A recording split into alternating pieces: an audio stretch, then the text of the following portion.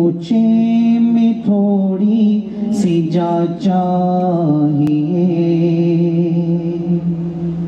منتظر ہیں نگاہیں بسد سوز و شوق، منتظر ہیں نگاہیں بسد سوز و شوق، اب تو اذنِ حضوری صبا چاہیے، اب تو اذنِ حضوری صبا چاہیے،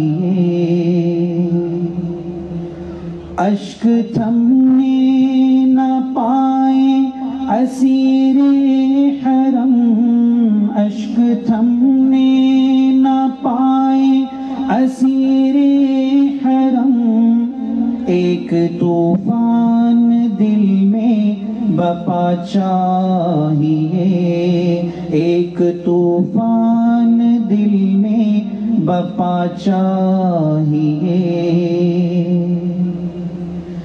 خاک طیبہ ہو گر سرمۂ چشم تو، خاک طیبہ ہو گر سرمۂ چشم تو، ہم فقیروں کو پھر اور کیا چاہیے، ہم فقیروں کو پھر اور کیا چاہیے،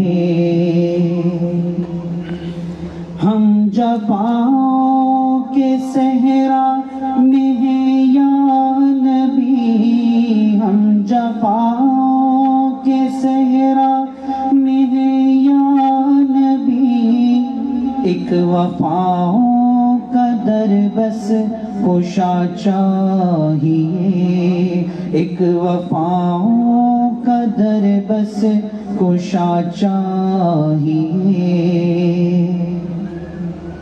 دل کی بستی میں اب دھوپ ہی دھوپ ہے، دل کی بستی میں اب دھوپ ہی دھوپ ہے، ان کی رحمت کی ہم کو ردا چاہیے، ان کی رحمت کی ہم کو ردا چاہیے،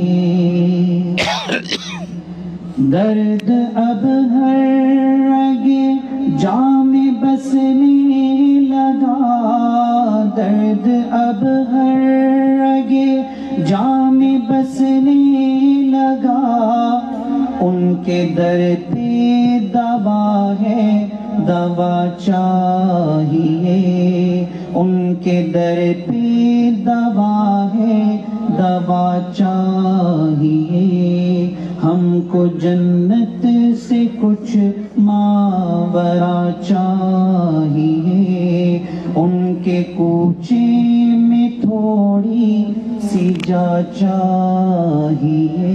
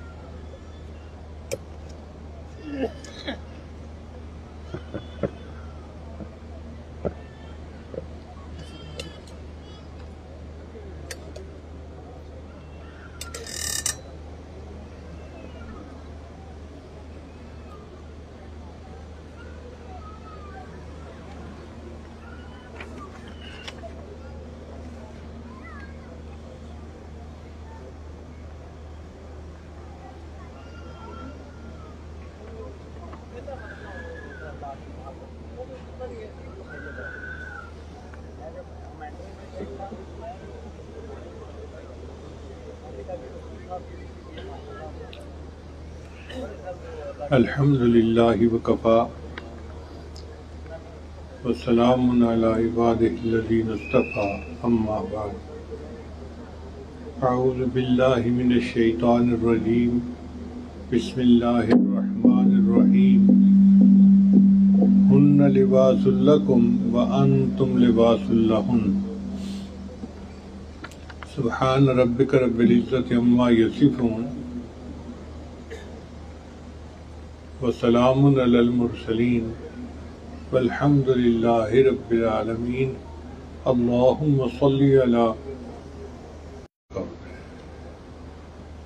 بچپن میں بچے کے دو کام ہوتے ہیں. سونا، جو بچہ اچھی طرح فیڈ لے لے اور آرام کی نیند سو جائے تو ماں باپ بہت خوش ہوتے ہیں، دوسروں کو بتاتے ہیں جی کہ ہمارا بیبی بہت اچھا ہے، سوتا رہتا ہے، تنگ نہیں کرتا. پھر اس کے بعد ایک لڑکپن کا فیز شروع ہوتا ہے.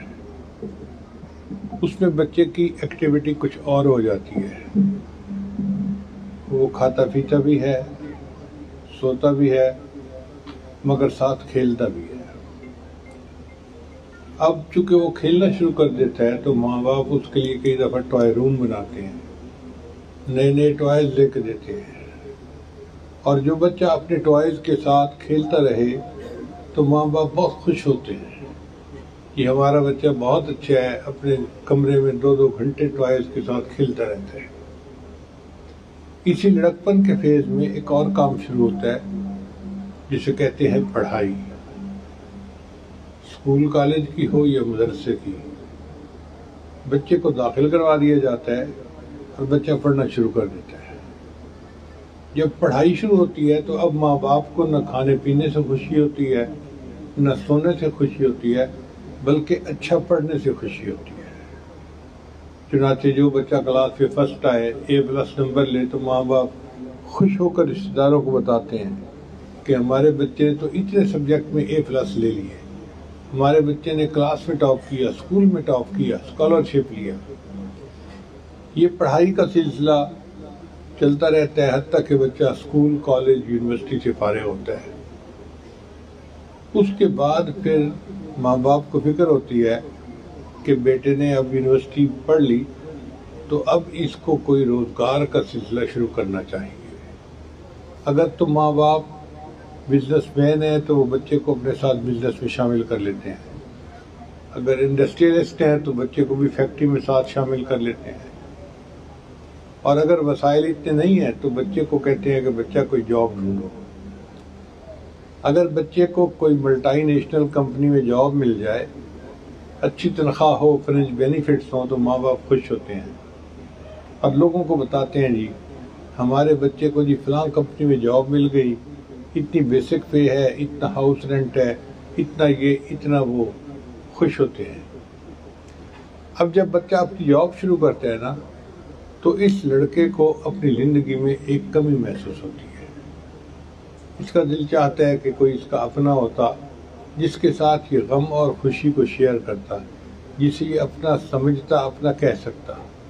شریعت نے اس فیز کے اوپر آ کر اس کا بہترین حل یہ بتایا کہ تم اس بچے کا نکاح کر لو. چنانچہ نبی صاحب نے فرمایا النکاح من سنتی، نکاح میری سنت ہے.